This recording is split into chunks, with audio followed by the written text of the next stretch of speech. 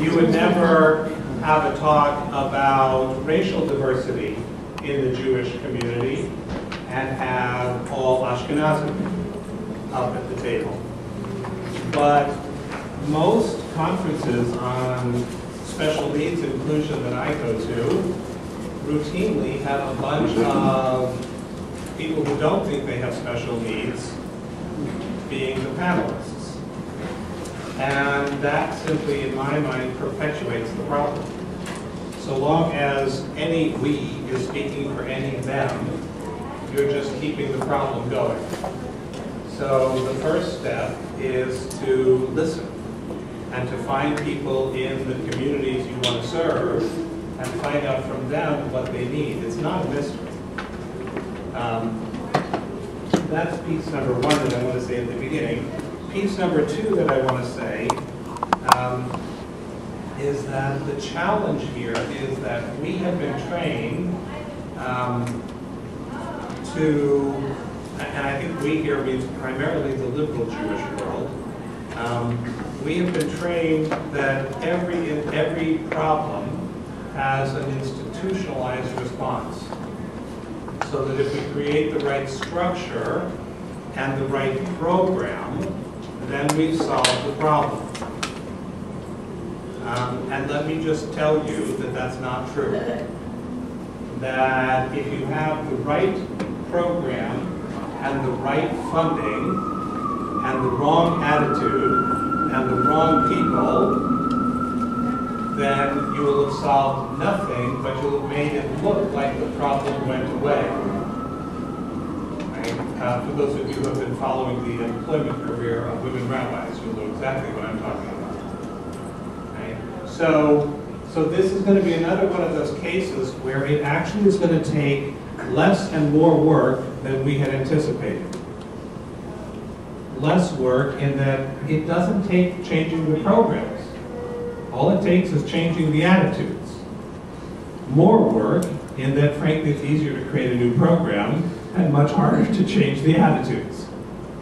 So let me compare and contrast two different synagogue experiences that I have had over the last couple of years. I'm only going to mention by name the synagogue that comes out looking good in this little exchange. The synagogue that comes out looking awful doesn't need to be named because it's most synagogues. So I am a member of ICAR, which has Rabbi Sharon Rouse as its rabbi, a phenomenal, phenomenal place.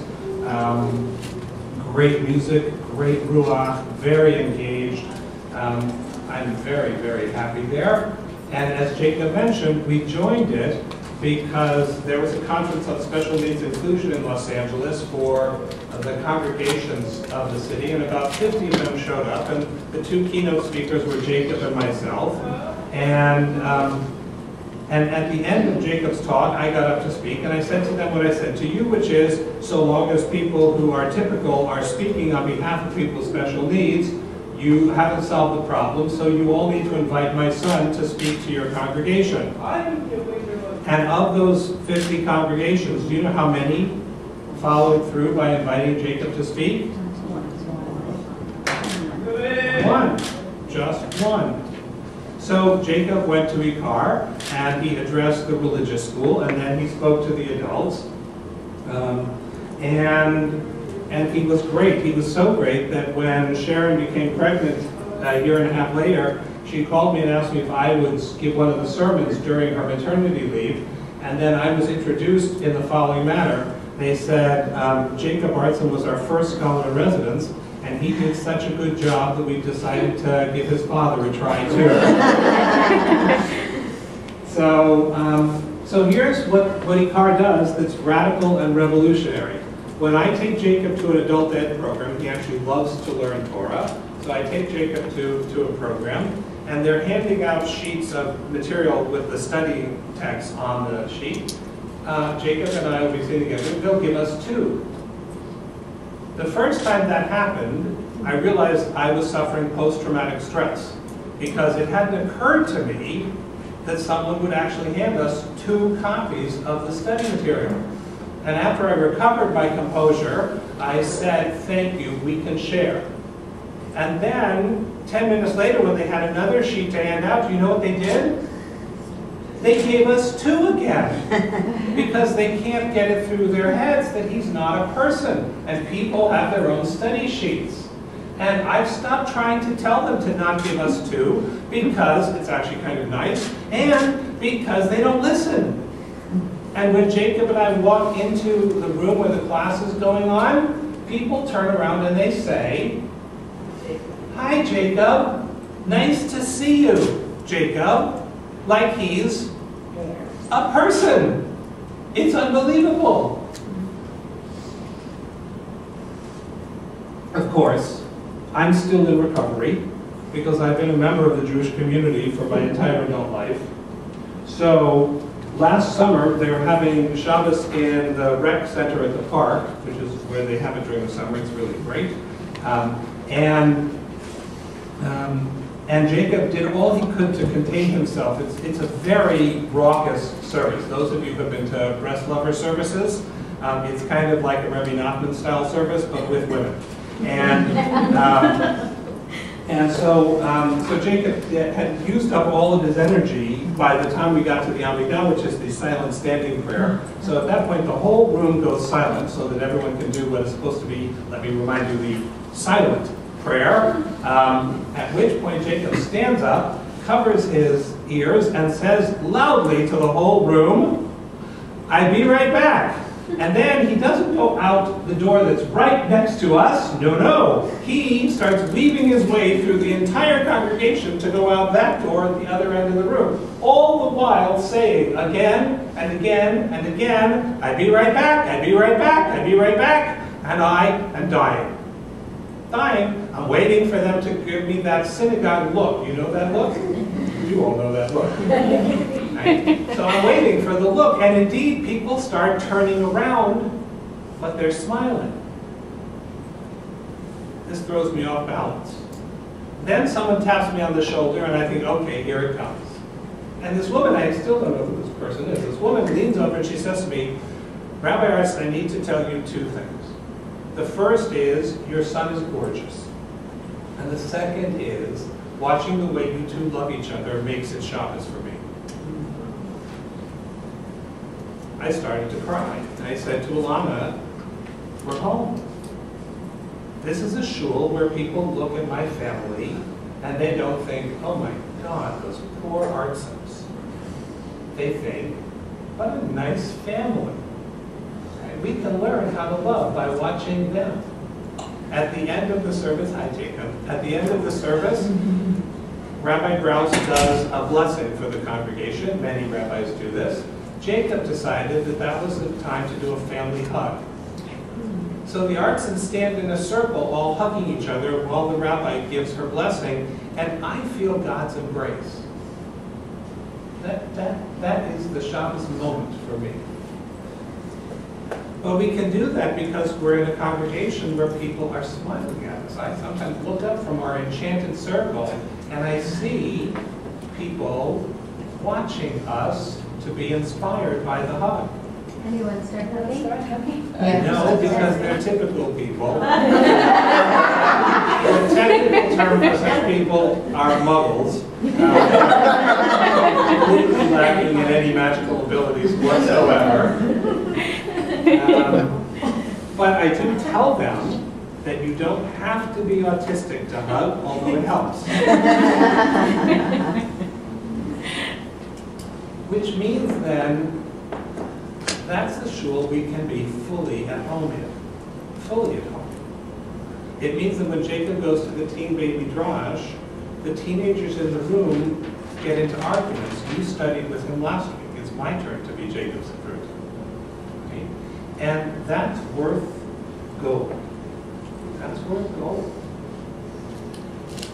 Contrast that to, because the Karv doesn't consider itself a synagogue, they consider themselves a spiritual community. And I wondered what the difference is between a synagogue and a spiritual community. But apparently what the difference is that spiritual communities don't have to have services every Shabbos during the summer.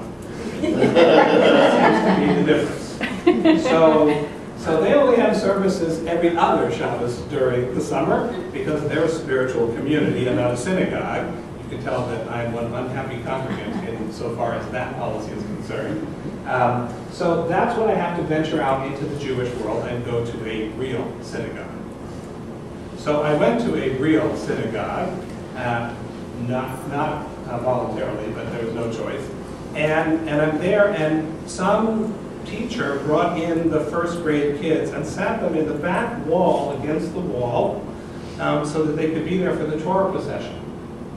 And these are, first grade kids, and so you can hear them when they're in the room.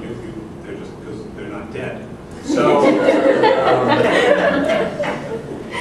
so they start getting the synagogue looks, like all around me, heads are turning, and they're not smiling. Right? So I realize I'm not in Kansas anymore. Right? They're not smiling. Oh, that's right, synagogues, that's how they do it. Right? So they're looking, they're giving the look, and I'm having memories of years of getting that look because of Jacob, so I'm chilling. And, sorry, that was culturally biased. Chilling in the white person sense of the term, right? Meaning my blood is freezing. So, at some point, some self-designated defender of the Jewish people and goes to the back of the room and says to the teacher, "Take them out of here." Which, of course, the poor teenager who's teaching these kids does, because a grown-up said, "Get out of the room." So he takes the kids out of the room, at which point I can't pray anymore.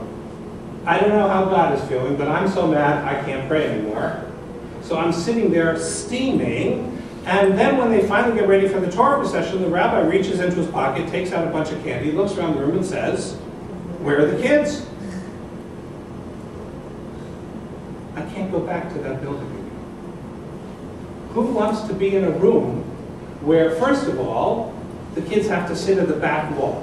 Why would you want to be in such a place? Second of all, why would you want to be in a place where when kids have to sit at the back? And notice, I haven't mentioned special needs kids. There were no special needs kids. These were all typical kids, right?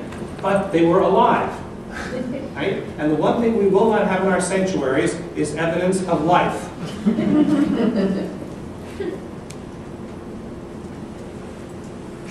It's not a policy.